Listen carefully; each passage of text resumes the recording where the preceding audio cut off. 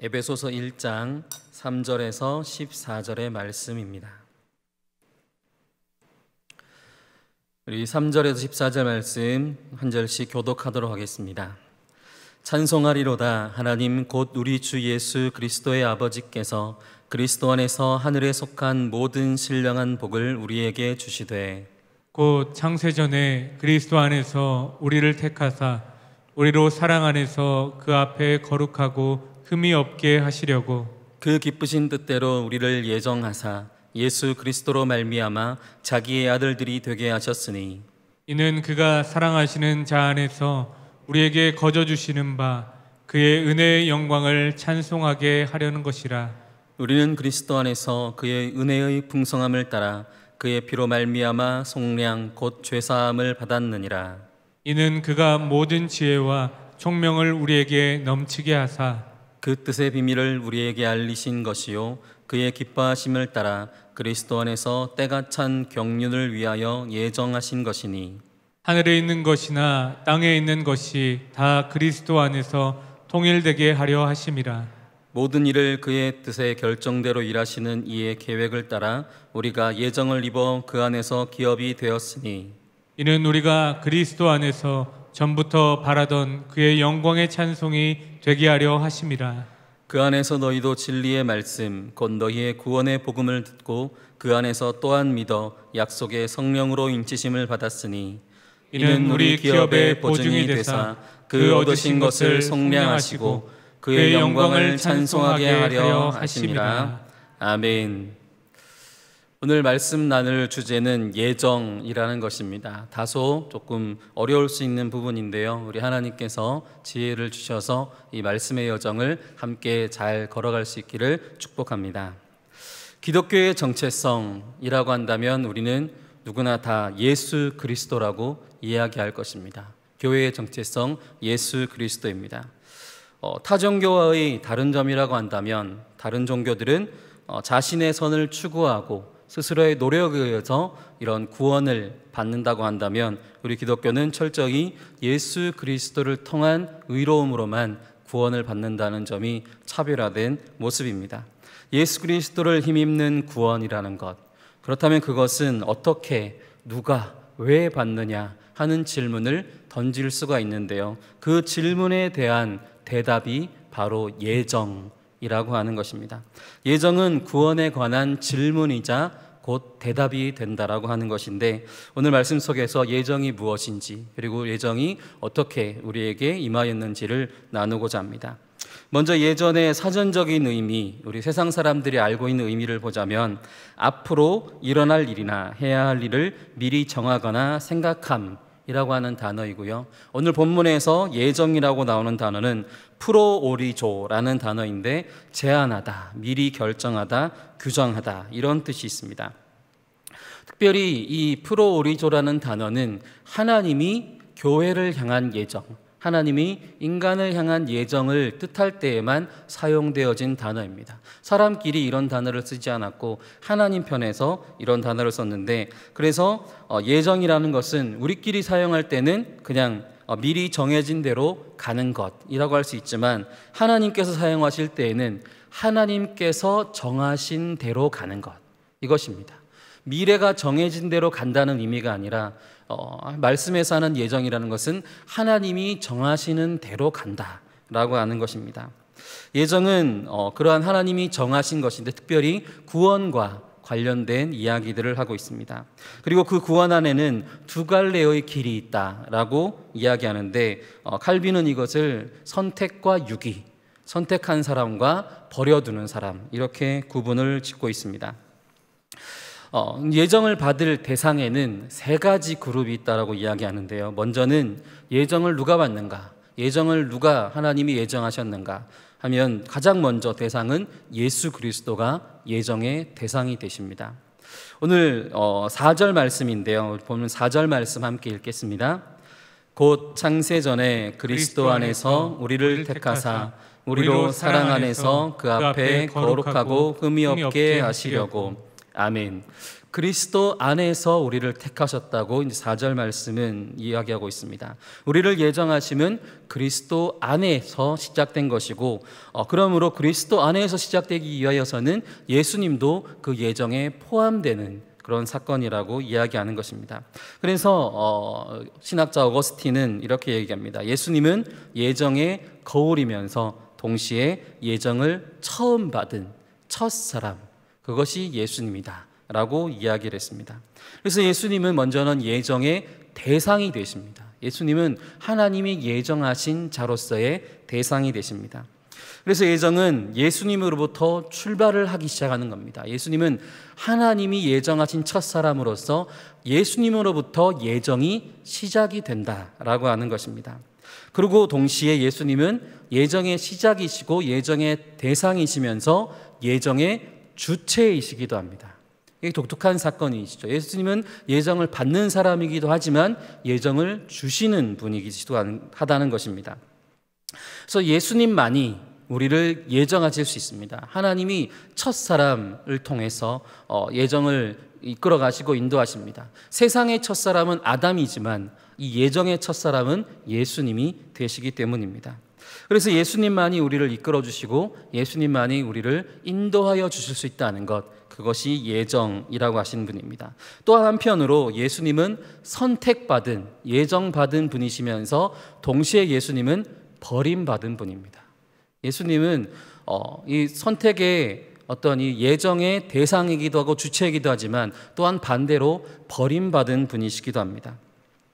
몰트만이라고 하는 유명한 신학자가 있는데 이 신학자가 이야기하는 것은 하나님이 그 선택과 버려둘 자를 결정하셨다. 그것은 맞는데 하나님이 누구를 선택하셨냐? 하나님은 사람을 선택하시고 하나님은 누구를 버리셨는가? 십자가 위에 예수님을 버리셨다 라고 이야기합니다. 그 십자가에 달리신 예수님을 외면하셨던 그 사건, 그것이야말로 하나님이 모든 인류를 살리기 위해 단 한 사람을 하나님이 외면하신 사건이다 라고 몰트만이라는 신학자는 이야기하였습니다. 그래서 그 십자가 위의 예수님 이외에는 모든 사람은 다 선택되었다라고 하는 것입니다. 하나님의 예정 속에 다 들어가게 되었다라고 하는 것입니다. 그런데 문제는 그 선택을 사람이 거부한다라는 것이죠.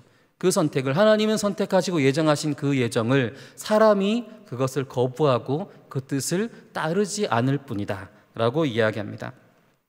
태초에 하나님께서 천지를 창조하시고 천지가 참 아름답게 지어지고 에덴 동산에서 살게 되는 것, 하나님의 예정하심입니다. 그런데 사람은 그것을 거부하게 되는 것이죠. 사람에게는 하나님을 거부할 수 있는 그런 마음들이 생겨나게 됩니다. 지금도 그것은 마찬가지입니다. 하나님은 예정하시지만 그 예정을 사람들이 거부하고 있다는 것입니다. 그렇게 예정의 첫 번째 대상이자 주체가 예수 그리스도라고 한다면 예정의 두 번째 대상은 누구인가 하면 교회란 단체입니다. 두 번째 대상은 교회이고요. 바로 이어서 세 번째 예정의 대상은 개인적인 나입니다. 그런데 이 두 번째 대상과 세 번째 대상, 교회와 나라고 하는 존재는 별개로 구분되는 것이 아니라 어떻게 되냐면 교회 안에서 존재하는 각 개인들이라고 하는 것입니다. 각 개인이 모여서 존재하는 교회. 그래서 이 교회와 개인은 구분 짓는 것이 아니라 함께 보고 함께 이야기하는 것입니다. 이것은 예정이라고 하는 것은 하나님이 교회를 향한 하나님의 말씀인데 이 말씀은 그 교회 안에 있는 사람을 향한 말씀이기도 하고 그 사람을 향한 교회를 이끄시는 말씀이 된다라고도 볼 수 있는 것입니다.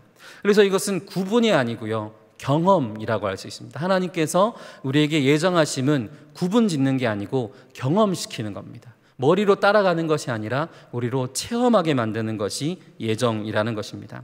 교회 공동체 속에서 만난 하나님, 우리가 서로 하나님의 은혜를 체험하고 경험하는 것, 하나님은 교회 공동체 안에 있는 나를 예정하셨다라고 하는 것입니다. 근데 그것은 공동체에 휩쓸려가는 나는 아닙니다. 이렇게 교회가 하니까 나도 어쩔 수 없이 따라가는 내가 아니라 나는 그 사건에서 충분히 나는 주체자로서 나의 믿음과 신앙을 따라 그 길을 함께 걸어가는 것입니다. 그냥 따라가니까 같이 따라가는 그런 것이 아니라고 하는 것입니다.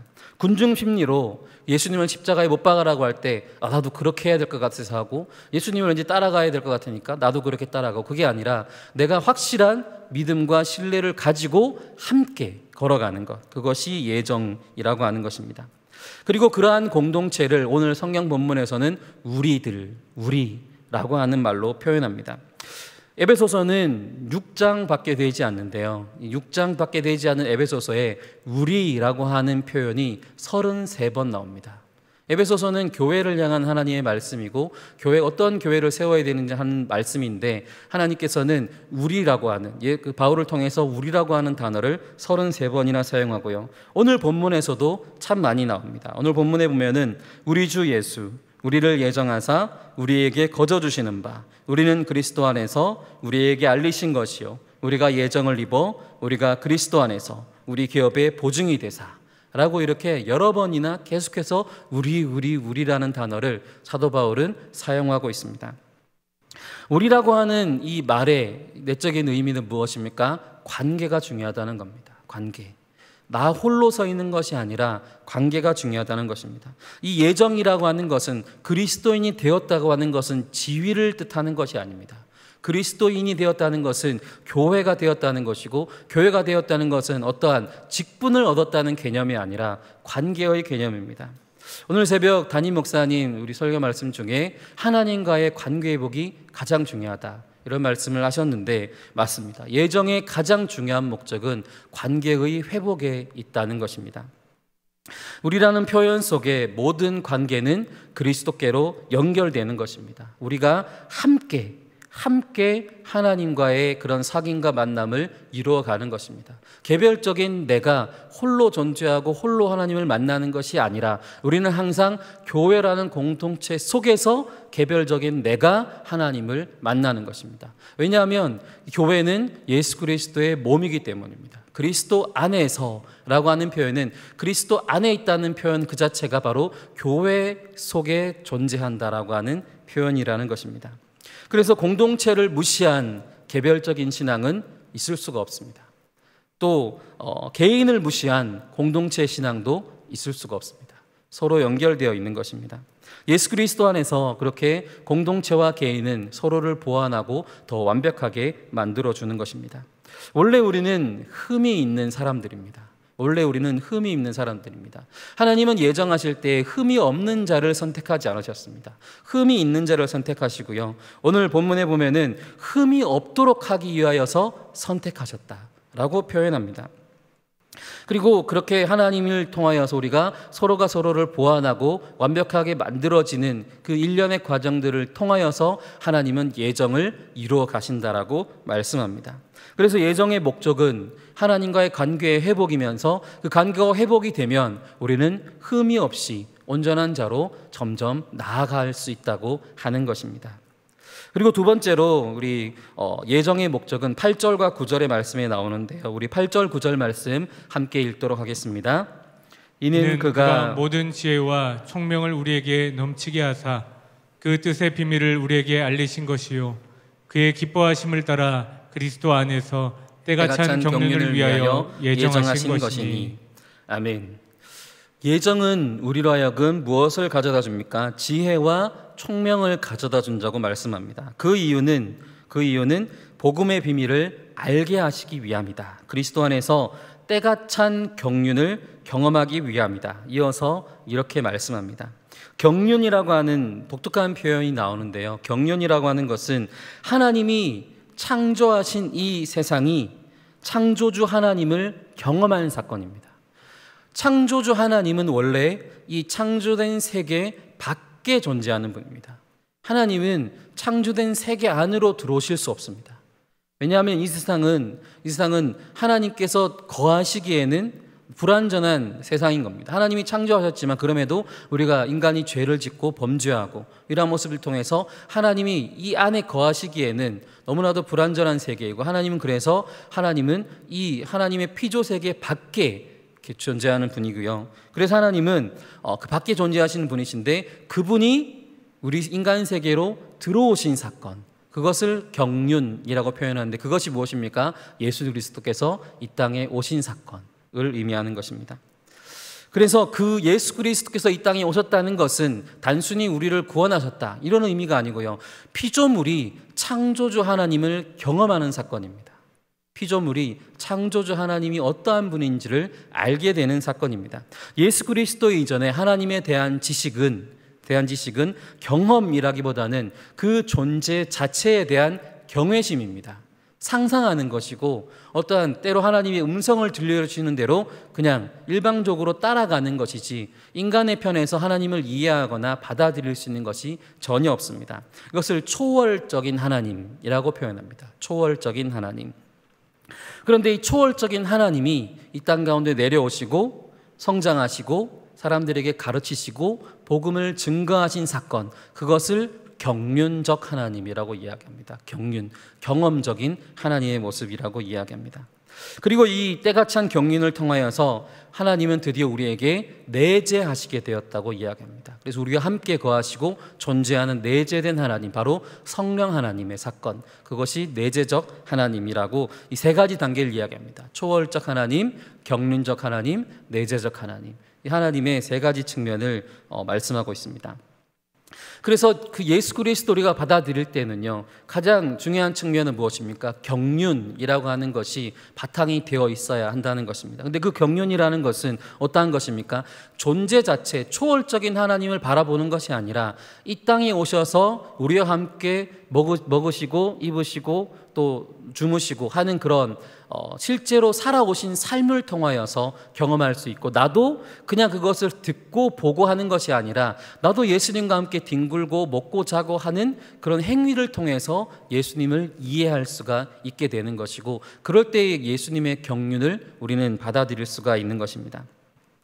그래서 이 경륜적 하나님, 경륜적인 예수 그리스도를 받아들이는 것은 마음 상태를 의미하는 것은 아닙니다. 그래서 우리가 때로 감동을 받거나 어떤 은혜를 받거나 성령 충만하다는 그런 느낌을 받는데, 그런 느낌은 예정의 마음 상태라고 할 수 없습니다. 이것 혹은 다른 측면에서 문서화에서 우리의 직분과 직위가 완벽하게 보장되어 있다, 또한 이러한 말도 아닙니다. 이 예정이라는 것, 이 경륜이라는 것은 철저히 우리의 삶을 통해서, 우리의 행동과 말씀을 따라가는 실천을 통해서만이 예수님을 만날 수 있고 경험할 수 있고 그것을 체험할 수 있고 그렇게 할 수 있다는 것입니다. 그래서 하나님이 예정하셨다라고 할 때에 그 예정하셨다는 것은 무엇을 말하는 것이냐면, 우리가 하나님의 역사에 참여할 때, 경륜적 하나님의 역사에 참여할 때에 이 부활의 예수 그리스도께서 우리의 삶에 개입하시는 겁니다. 그리고 우리보다 한 발 앞서서 우리가 당할 모든 고난과 고통을 미리 담당하시고 미리 경험하시는 분, 미리 경륜하시는 분이 바로 예수 그리스도라고 하는 것이 하나님이 얘기한 예정입니다. 그래서 개혁가 칼빈은 기독교 강요에서 이런 표현을 썼습니다. 교회 공동체의 실천, 그 한 발 앞에 언제나 하나님은 행하신다라고 이야기하고 있습니다. 교회 공동체, 특별히 그 교회 공동체 안에 개별적으로 존재하는 나, 그리고 개별적인 내가 이루어가는 교회 공동체가 행동하는 그 발걸음, 그 존재 자체가 아니고요, 행동하는 그 발걸음 앞에 하나님이 미리 먼저 행하시고 드러내시고 나타내신다라고 하는 것을 예정이다라고 칼빈은 이야기합니다. 우리가 아직 죄인 되었을 때에 그리스도께서 우리를 위하여 죽으셨다라고 이야기합니다. 우리는 죄인의 상태인데, 죄인의 상태인 우리보다 한 발 앞서서 죄인의 상태를 벗어나게 만들기 위하여서 한 발 앞서서 고난을 당하시고 죽으시는 분, 그것이 예수님이라고 하시는 겁니다. 그래서 우리는 그 예수님을 바라보며 의로운 한 걸음을 내딛는 것입니다. 이미 예수님이 걸어가신 그 한 발, 정말 딱 한 발 차이입니다. 저기 멀리 가 계신 것도 아니고 뒤에 계신 것도 아니고 정말 나보다 한 발 앞서 계시는 그 예수님께 우리가 한 걸음 한 걸음 가까이 갈 수 있다는 것입니다. 그래서 그 예수님은 어떠한 분이십니까? 초월적인 하나님과 내재적인 하나님을 점점 만나게 해주시는 분, 성부 하나님과 성령 하나님의 중간 연결다리, 그것이 예수 그리스도의 역할이 되는 것입니다. 그래서 예정은 선택이거나 버려두거나 이러한 개념이 아닙니다. 예정은 하나님이 구원할 자를 선택하시고 구원하지 않을 자를 버리시고 이런 것이 아니라 예정은 예수님이 우리를 위해 이 땅에 오셨다는 것이 바로 예정입니다. 예정은 하나님이 우리를 살리고자 작정하셨다. 이것이 바로 예정이라고 하는 것입니다. 복음의 비밀, 바로 그것이 예정이라는 것입니다. 이 예정은 그렇기 때문에 우리는 머리로 이해하는 것이 아니고 어떠한 이성적인 판단으로 이해하는 것이 될 수 없습니다. 아브라함에게 아들 이삭을 바치라고 할 때 그것은 인간의 편에서는 절대 이해할 수 없는 일입니다. 사랑하는 자식을 바친다는 것, 이해할 수 없는 것입니다. 그럼에도 불구하고 그렇게 행동으로 실천합니다. 실천했는데 어떤 일이 생겼습니까? 순양을 예정하신 하나님을 만나게 되는 것이죠. 그러니까 하나님은 아브라함에게 말씀을 전해주실 때 하나님은 다 말씀을 해주시지 않았지만 한 발 앞서서 미리 순양을 예비해 두시는 분. 하지만 그것을 이야기하지 않고 단지 우리에게는 이삭을 바쳐라 라고 이야기하십니다. 그런데 그것을 뛰어넘고 행했을 때에 놀라운 일을 보게 되는 것입니다. 인간의 이성적인 판단으로는 어떻게 이럴 수 있어? 어떻게 하나님이 이런 걸 할 수 있어? 라고 하는데 그것을 뛰어넘고 행할 때에만 그 한 걸음 앞서서 행하신 예수님을 만날 수 있게 된다는 것입니다.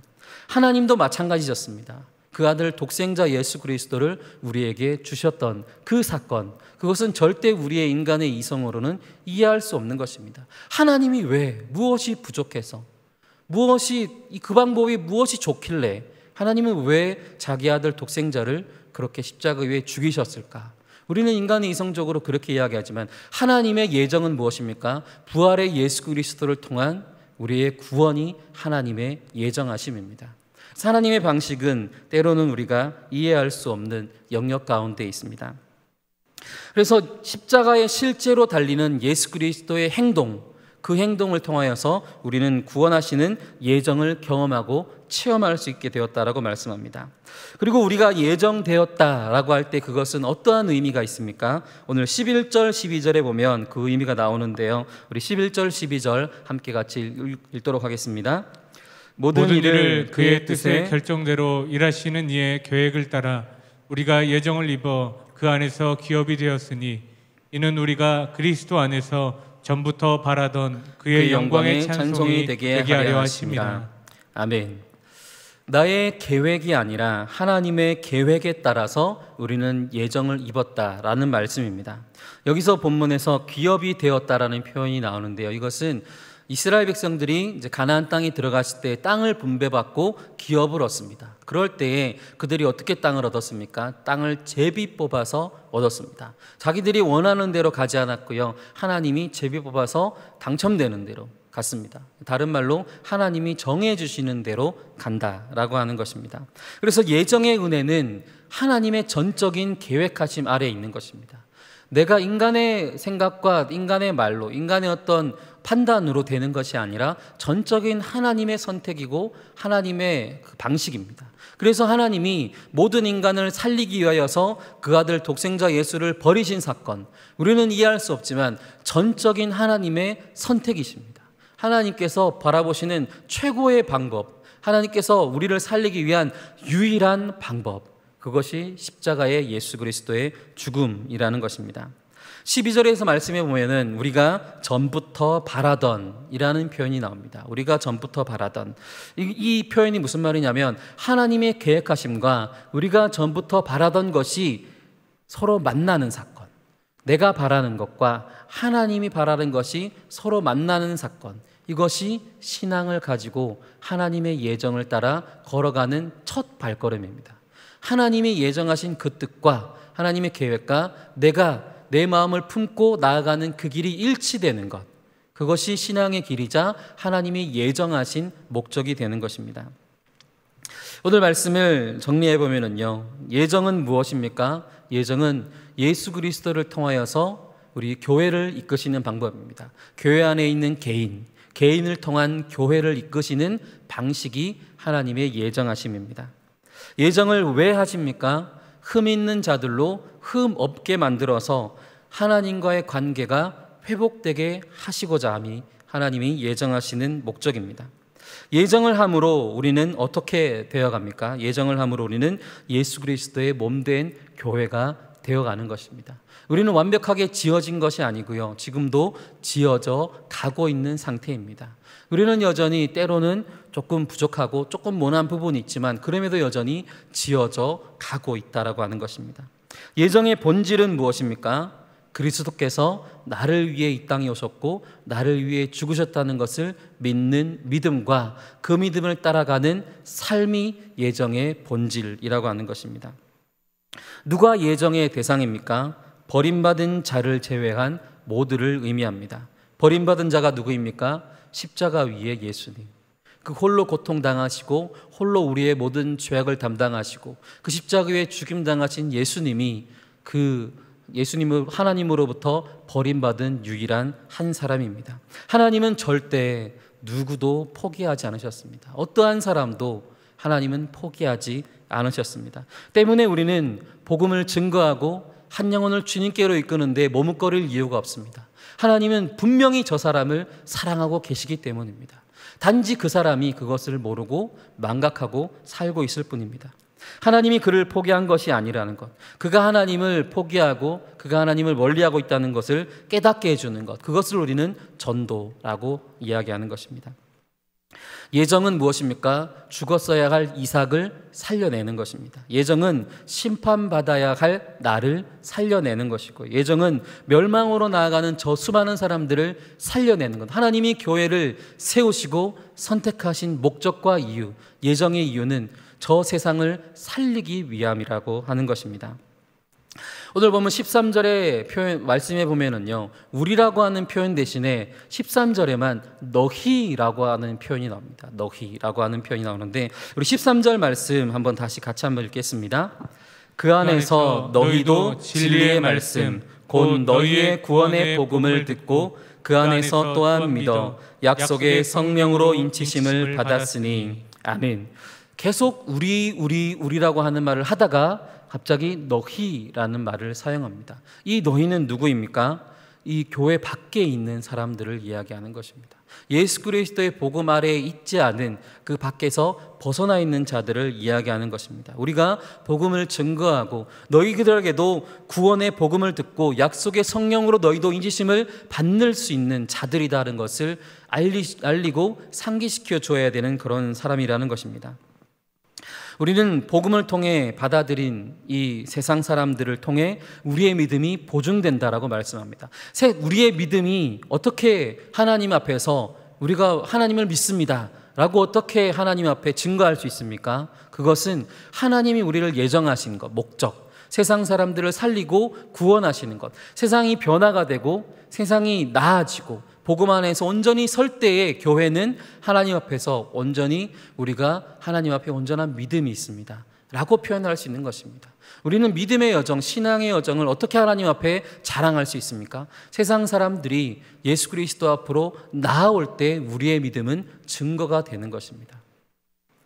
오늘 말씀에서 우리는 하나만 기억하면 좋겠습니다. 예정의 목적, 하나님의 계획, 모든 이들을 향한 사랑, 이 모든 이들로 예수 그리스도로 하나님의 자녀가 되기 위한 것, 이것이 하나님의 예정이라는 것입니다. 하나님의 예정, 모든 자들로 예수 그리스도를 믿고 하나님의 자녀들이 되게 하는 것, 이것이 하나님의 예정하심의 목적입니다.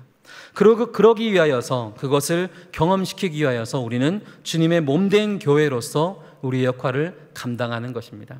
하나님의 예정을 경험하고 증거하면서 나의 믿음을 밝히 보일 수 있는 것, 그것은 무엇입니까? 쉽게 이야기하면 우리는 전도를 통해서 우리는 그것을 증거해야 되는 것입니다. 기도하고 말씀 보고 우리가 그렇게 열심히 신앙 훈련하는 목적은 단 한 가지입니다. 세상에 그리스도를 알리기 위함입니다.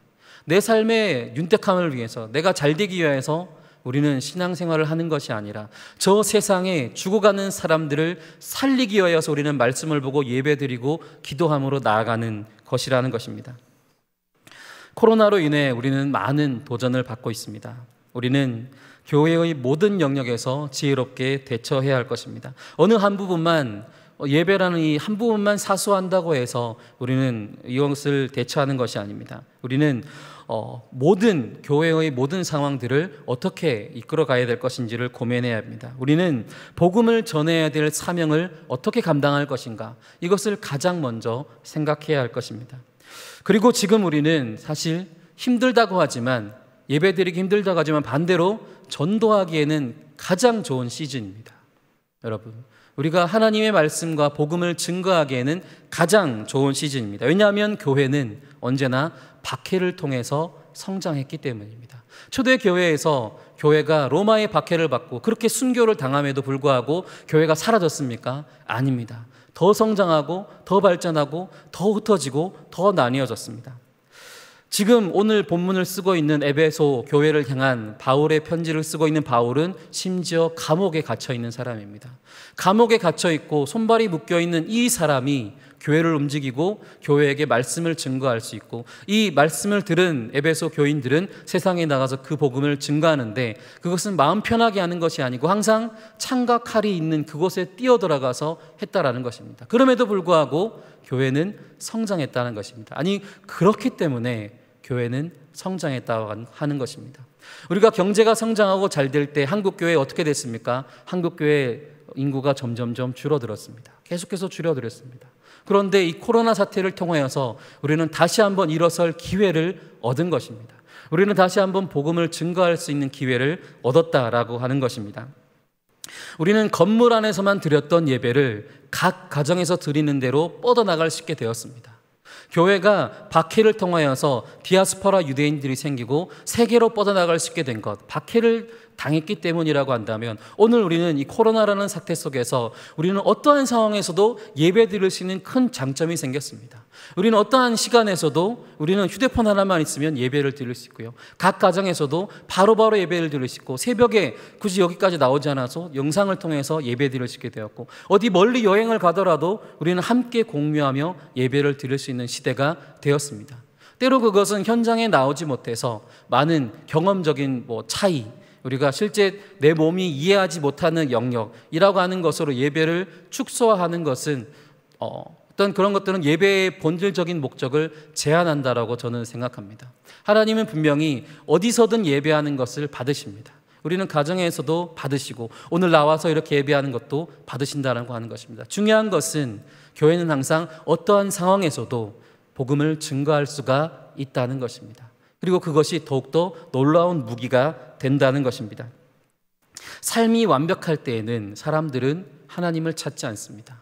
삶이 부족한 것이 없을 때에는 하나님을 찾지 않습니다. 그러나 지금 세상 사람들은 무언가 의지할 곳을 찾고 있습니다. 지금 좋은 기회 아닙니까? 원래 세상 사람들 어떤 사람들이었습니까? 자기들이 바쁜 대로 살던 사람들입니다. 교회 한번 가자 그러면 골프장을 가고 어디 놀러를 가고 여행을 다니던 사람들이 지금은 손과 발이 꽁꽁 묶였습니다. 그러니까 지금 신앙생활을 시작하기 가장 좋은 시즌 아닙니까? 신앙생활을 할 수밖에 없는, 다른 거에 시간을 뺏기지 않은 가장 좋은 시간. 하나님이 그냥 사람들을 꽁꽁 묶어놓고 복음을 딱 잘 들을 수 있게 만드는 시즌, 그것이 지금이라는 것입니다. 하나님이 이 사태를 통하여서 한국교회를 살리고자 함이 목적이라고 하는 것입니다. 그것이 하나님의 예정입니다. 코로나를 일으켜서 사람들을 죽이는 것이 목적이 아니라, 코로나 가운데서도 주의 복음과 말씀을 증거하는 것을 통해서 그 수많은 죽어가는 영혼들이 주님께로 돌아오게 하는 것, 그것이 하나님의 예정이라고 하는 것입니다. 예정은 힘이 있습니다. 하나님이 예정하셨기 때문에 힘이 있습니다. 내가 스스로 계획하고 내가 진행하는 것이 아니기 때문에 힘이 있습니다. 우리는 담대히 말씀을 증거할 때에 우리는 그 복음이 증거되는 것에 나의 힘으로 하지 않기 때문에 우리는 더 열심히고 담대하게 할 수 있습니다. 나는 단지 도구가 될 뿐이고 하나님이 나를 들어 쓰시는 것이기 때문에 우리는 용기를 가질 수가 있는 것입니다. 순교의 현장에서 초대교회 성도들 끊임없이 찬송하며 노래 부르며 그들의 삶으로 세상 사람들이 두려워할 정도의, 세상 사람들이 놀라워할 정도의, 그들의 모습만 보고서도 나도 예수 그리스도를 믿어보고 싶다 라는 그런 고백을 할 수 있을 정도의 그들의 삶이었습니다. 그리고 그 삶이야말로 하나님이 예정하신 교회의 본질적인 모습이었습니다. 오늘 침체된 우리를 살리는 것, 우리 교회 안에서의 각 개인, 그 개인이 살아가는 삶의 여정, 그리고 그 삶의 여정들이 모여서 교회를 온전히 이룰 때에 세상 사람들은 그 모습을 보고 예수 그리스도를 만날 수 있게 될 수 있다는 것입니다. 날마다 우리 또한 예정받은 자의 삶을 그렇게 감당하길 원합니다. 예정은 하나님과의 관계를 회복시키고 우리를 통하여 하나님과 세상 사람들을 회복시키는 것이 예정의 목적입니다. 하나님이 선택하신 자로서 우리는 주님의 몸된 교회로서 우리는 하나님과의 관계가 날마다 회복되고 내 삶에 흠이 있더라도, 여전히 힘이 있더라도 하나님은 흠을 하나씩 없애주시는 분이십니다. 그럼을 통하여서 우리를 더욱더 성숙하게 되고 완전하게 만들고 이 성화의 과정을 통하여서 그리스도의 몸된 교회로 온전히 설 때까지 주님은 절대 우리를 포기하지 않으실 겁니다. 단지 우리가 그 길을 따라 걸어가기만 하면 됩니다. 내 앞에서, 우리 앞에서 한 발 먼저 앞서서 가시는 예수 그리스도를 따라서 가기만 하면 됩니다. 그렇게 몸된 교회로서, 예수 그리스도의 몸된 교회로서 온전한 삶으로 예정된 하나님의 삶들을 살아가는 우리 모두가 될 수 있기를 간절히 바라겠습니다. 기도하겠습니다.